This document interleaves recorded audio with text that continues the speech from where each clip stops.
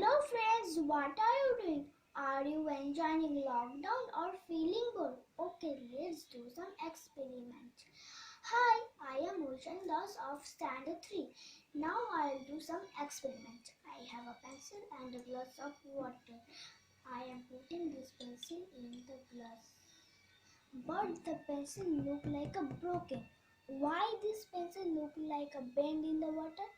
This is a magic. No, this is not. It happens because the reflection of light is changing the direction of light when it passes from one medium to another. There are air in the water. Light rays come water into the pencil, which is reflected. Hope you enjoy my experiments. Thank you. Take care. Stay at home.